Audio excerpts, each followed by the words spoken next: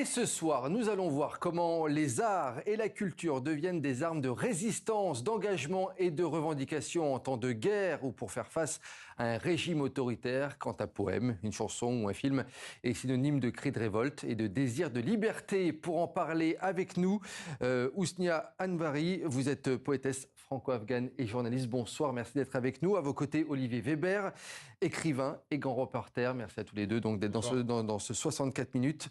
Et également en plateau, Pascal Bourgault, notre chroniqueuse. Vous étiez à la présentation de cette anthologie, La révolte des poètes d'Afghanistan, l'amour, l'exil, la liberté, publiée par Kalman Levy et présentée au Théâtre de la Concorde à Paris. Je voulais qu'on commence avec vous, Olivier Weber. Vous connaissez bien l'Afghanistan. Vous avez beaucoup écrit sur ce pays que vous aimez. Et vous venez donc de publier chez Kalman Levy cette anthologie de poètes afghans. Comment est né ce projet et pourquoi ce projet? Alors c'est un projet qui est né avec Belhaï Salavi, qui est une autre poétesse afghane, lorsque le régime de Kaboul est tombé aux mains des talibans en août 2021. Moi, je devais aller là-bas pour un autre projet, y compris pour un documentaire. C'était impossible, évidemment. On savait quelques mois auparavant que ça allait tomber. Et puis, tout d'un coup, cette chape de plomb est tombée sur les hommes et les femmes, et même les enfants, tout le peuple d'Afghanistan, qui fait plus de 40 millions d'habitants.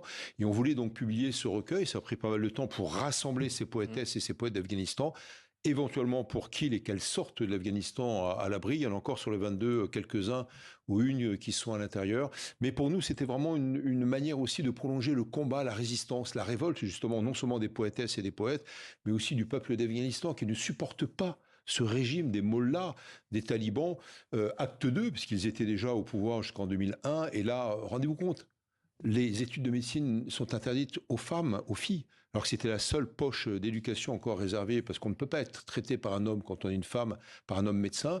Le jeu d'échecs est interdit pour les hommes et les femmes. Les femmes ne peuvent pas parler seules à l'extérieur, elles ne peuvent pas marcher seules non plus dans la rue, etc. Et moi, après, en plus, il y a de plus en plus d'exemples de ce type en plus. Hein. Absolument, absolument. Et donc, à l'intérieur de ça, il y a la poésie qui est un vecteur, comment dirais-je, de révolte, de résistance, c'est aussi un vecteur bien sûr de communication. Et puis troisièmement, c'est ce qu'on a voulu aussi, c'est créer des ponts avec ici donc et puis là-bas, pour qu'on n'oublie pas ce pays et aussi qu'on puisse essayer de trouver des moyens de sortir de cette théocratie, de cette barbarie islamiste.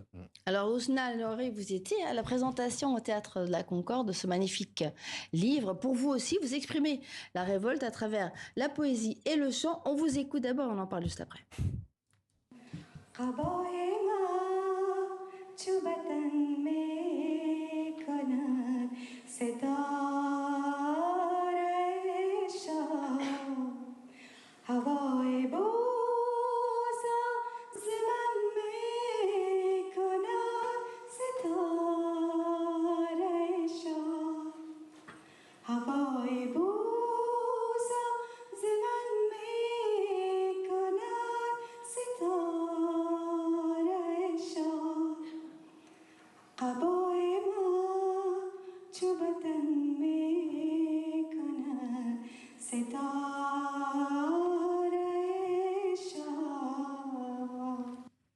Magnifique voix, magnifique. Alors vous préparez votre propre ouvrage de poésie. Comment la poésie est-elle pour vous un outil de résistance face aux talibans ?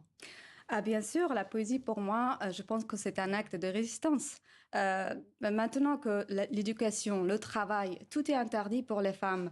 Et la seule chose qu'on peut faire, même les femmes afghanes, depuis l'Afghanistan, c'est l'art, en fait, de créer des choses artistiques, d'écrire des poèmes. Et nous, en tant qu'artistes, en France ou en Europe, les femmes afghanes, on peut écrire des poèmes, on peut penser aux femmes afghanes que le monde les a oubliées, malheureusement. Et la poésie, c'est pas seulement les paroles de la littérature ou c'est aussi un acte de la politique. Ça peut être aussi politique, ça peut être aussi un acte de résistance. Moi, en tant que femme afghane, d'origine afghane, je peux être la voix des femmes afghanes qui n'ont pas le droit de parler ni chanter. Moi, à la base, je ne suis pas chanteuse, je suis poète, j'écris des poèmes. Mais je chante parce que la voix de femme afghane, c'est interdit en Afghanistan. Je chante en tant que quelqu'un qui manifeste, en fait, qui sort cette voix pour dire non à nos justices, à tout ce qui se passe en Afghanistan, à la guerre, voilà. Donc, je pense que c'est important, la poésie. Très important. Olivier Weber, on le sait, hein, beaucoup d'artistes ont fui l'Afghanistan. On les voit, d'ailleurs ici, on va les voir dans un instant sur ces images, on les voit réciter les poèmes qui les ont publiés dans votre anthologie. Que sont devenus les poètes, les artistes qui sont restés justement là-bas? Alors, ils continuent étrangement parce qu'il y a une répression bien sûr, mais avec beaucoup de courage à publier, à échanger. Vous savez, on se parle aussi dans la rue ou dans les familles avec de la poésie. C'est très commun dans la culture persane, donc à la fois en Iran et en Afghanistan, il y a cette vraie culture. C'est comme si on s'échangeait, vous et moi, nous quatre, sur le plateau du Rimbaud, de l'Apollinaire et de l'Aragon. Donc c'est quand même assez commun. Puis deuxièmement, c'est la langue persane, c'est-à-dire le dari en Afghanistan, n'est pas la langue dominante maintenant des talibans. Donc si quelquefois on ferme les yeux, on fait semblant de ne pas comprendre. Donc il y a quand même, comment dirais-je, un moyen d'insoumission, un moyen de révolte par la poésie. Alors après, bien sûr, c'est très difficile pour les Afghanes poétesses et les poètes afghans de rester à l'intérieur. Il en va de même pour les artistes. J'ai pu en faire sortir quelques-uns, dont d'ailleurs Arash Barej, qui est un grand chanteur, qui a 35 ans maintenant, qui est en France avec sa famille. J'ai pu lui trouver des visas, mais c'est une goutte d'eau dans l'océan. Et je trouve que c'est important de continuer à les aider, de continuer à faire entendre leur voix, parce que pour moi, ces poèmes qu'on peut lire, c'est de toute beauté, c'est des poèmes d'amour. On parle des enfants, on parle de l'espoir, on parle même des amants, mais c'est en même temps universel. On est bien au-delà du cadre de l'Afghanistan. On est dans quelque chose qui nous meut, qui nous émeut, qui nous remue. Et là, je crois qu'il y a un langage, il y a carrément aussi un code à décrypter, parce que cette poésie-là, elle franchit les frontières. Elle est vraiment universelle. Ça fait partie de la littérature. C'est ce que peut la poésie, c'est ce que peut la littérature. Mais Olivier Berry, ils sont menacés, ils doivent exprimer leur art en cachette ou pas? Beaucoup, la majeure partie, vous savez, il est interdit pratiquement d'enseigner aux filles. Donc il y a quand même des cours d'éducation clandestine, c'est très compliqué. C'était le cas déjà lors de l'acte 1 des talibans de 1996 à 2001. Moi, j'avais vu aussi, j'ai eu des femmes, en fait, dans leur maison enseigner aux voisines, enfin aux filles des voisines, etc. C'est fait avec beaucoup de courage. Mais oui, bien sûr, il y a une pression de tous les jours. C'est un régime qui est suicidaire. Rendez-vous compte, c'est ce que je disais tout à l'heure, qu'on interdise aux filles d'être médecins, donc de faire des études de médecine. Ça veut dire qu'il y aura des pathologies graves pour les femmes d'ici 10, 20, 30 ans qui ne seront pas résolues parce qu'elles ne peuvent pas approcher un homme médecin. Donc il y a un côté suicidaire. J'appelle ça le nivellement par le bas. En fait, c'est les factions les plus radicales de ce mouvement des talibans, qui est quand même honni par une bonne partie de la population, qui l'emporte. Et c'est grave parce que c'est une fuite en avant, c'est une fuite suicidaire. Évidemment, c'est le peuple afghan qui en souffre. Il ne faut pas les oublier. C'est pour ça qu'on voulait faire ce recueil. C'est aussi, au-delà même de la lutte contre ce régime, c'est le fait de ne pas oublier ce qui se passe en Afghanistan. Alors justement, on n'a pas oublié ce qui se passe grâce notamment à ce recueil et à cette soirée magnifique. Et il y avait un invité surprise, Ahmad Massoud, qui a fait une apparition. C'est le fils du commandant Massoud, pour ceux qui s'en souviennent évidemment. Comment l'oublier, qui aujourd'hui est le leader de la résistance sur place. Et lui aussi, il croit dans le pouvoir de la poésie, le pouvoir des artistes. On l'écoute. Il est important de savoir que tout au long de notre histoire, la poésie a toujours été un moyen de résistance. Que ce soit Hafez, Saadi ou Salahi, beaucoup de ces poètes ont utilisé la poésie pour protester contre la tyrannie qui sévissait à l'époque. Aujourd'hui, à nouveau, la poésie est le moyen d'exprimer la frustration et critiquer la tyrannie des talibans. C'est le meilleur moyen. Ousnia, c'était important la présence de ce leader politique et militaire pour soutenir les poètes afghans? Pour moi, tous les peuples afghans aujourd'hui sont les militants. J'apprécie beaucoup que Monsieur Massoud a apprécié, en fait, est venu dans cet événement. On dit que les politiciens, parfois, ils ne sont pas que dans le monde politique. Il se tient aussi le monde de l'art, de la poésie. Et comme on a dit que la poésie, c'est vraiment un combat, et d'autre part, la poésie, dans la culture afghane, a existé toujours, même au moment de la guerre, autour d'une table, avec la famille, entre les amis, au restaurant, dans les bars, partout. La poésie, c'est quelque chose qui est très, très ancien et existe depuis très longtemps dans notre culture. Donc, aujourd'hui, on utilise cet outil pour se battre et pour continuer, pour dire qu'on est là, même si on n'est pas dans ce pays, en Afghanistan. Même que les femmes afghanes sont toutes seules en Afghanistan, mais on est là pour eux et on est leur voix.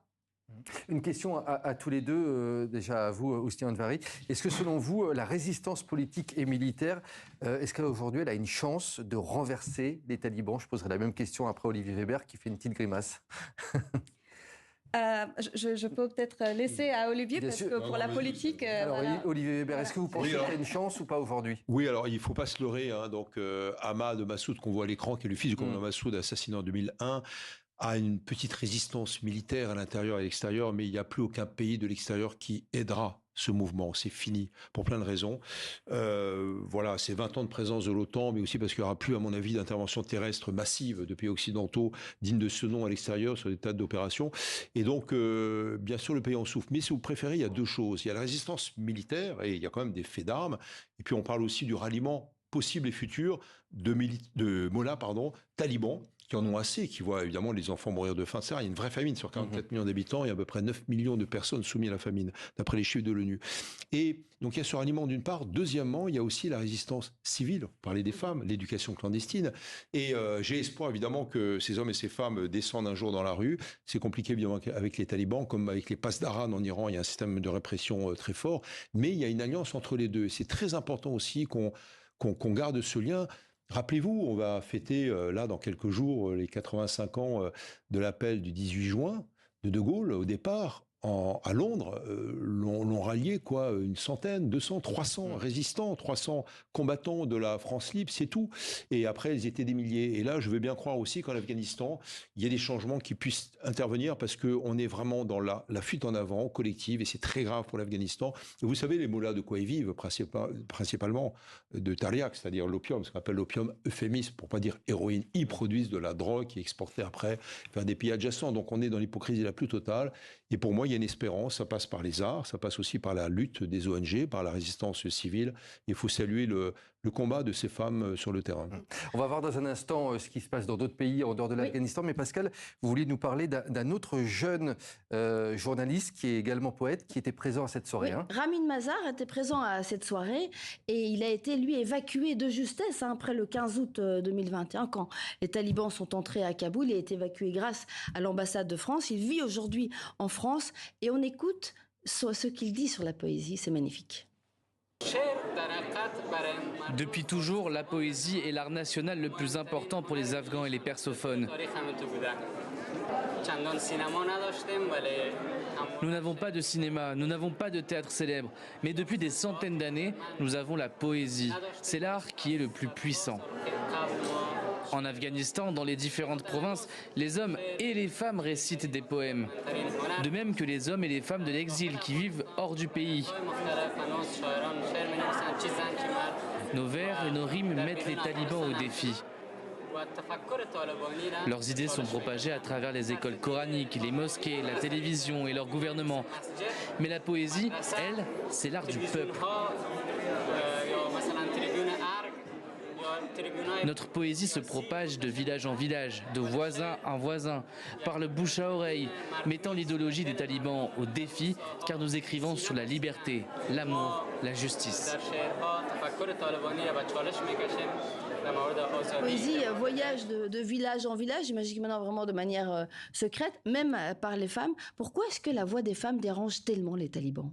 Parce qu'en fait, ils n'aiment pas les femmes. Pour eux, ils ont peur des femmes. Ça, c'est vrai, ils ont peur de femmes, de pouvoir des femmes afghanes. Les femmes afghanes, depuis très longtemps, depuis les années de guerre, ils étaient toujours résistantes, toujours là. Même aujourd'hui, parfois, je suis en contact avec certaines femmes afghanes. Quand je fais le reportage, ils me racontent leur quotidien, comment ils se battent. Ils me racontent comment ils peuvent changer leur morale pour ne pas perdre l'espoir. Donc pour moi, les femmes afghanes sont vraiment fortes et ça montre que l'espoir est là et que elles sont vraiment fortes. Donc la voix aussi, leur voix, c'est on entend et nous, on est aussi leur voix. Olivier Weber, je voulais qu'on aille au-delà de l'Afghanistan en préparant cette émission avec Pascal. Il fallait qu'on parle bien entendu de ce qui se passe en Iran. Difficile donc de passer à côté de cette actualité. Je vais vous demander de mettre votre casquette de grand reporter également. Quelle est votre analyse de cette nouvelle guerre israélo-iranienne?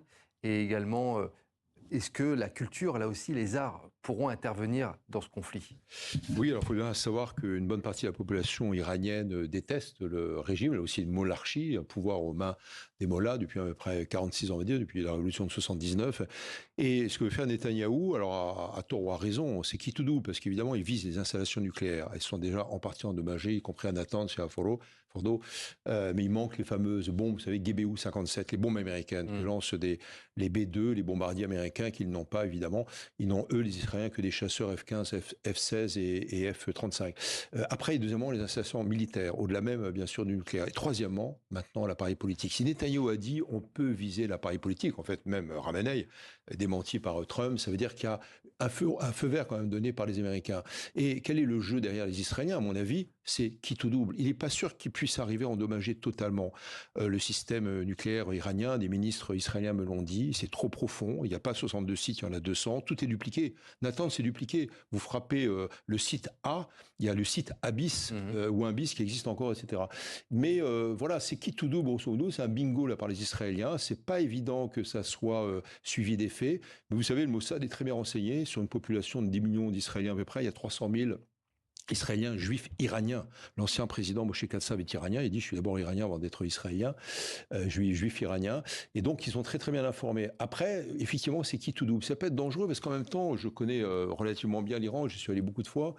Enfin, certaines fois, et ça peut en même temps avoir pour effet contraire et pervers de resserrer la population par élan patriotique, voire nationaliste, autour du régime, qui est détesté encore une fois à cause des passes de la répression, et surtout toute la répression lancée à la suite de la mort de Mahsa Amini, la jeune étudiante kurde. Mais voilà, c'est vraiment qui tout double, et ça peut jouer en quelques semaines, ou alors jamais.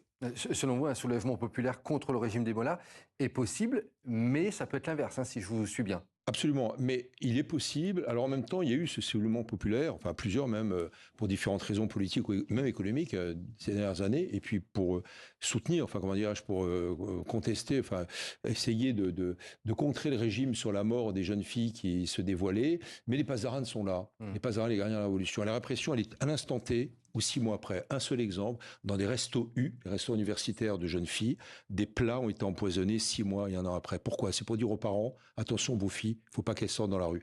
Et si là, les Pasdaran, les gardiens de la révolution sont vraiment frappés dans leurs infrastructures, s'il y a une peur de leur part à sortir dans la rue, évidemment, ça peut entraîner une révolution de type 79, mais à l'inverse, contre les mollahs. Merci Olivier Weber. Merci Hosnia Anvari d'avoir été nos invités sur ce plateau du 64 minutes. Merci à vous Pascal Bourgon. On rappelle le titre du livre, La révolte des poètes d'Afghanistan, l'amour, l'exil, la liberté. C'est publié par Kalman Levy. Merci à tous les trois d'avoir été dans ce grand angle.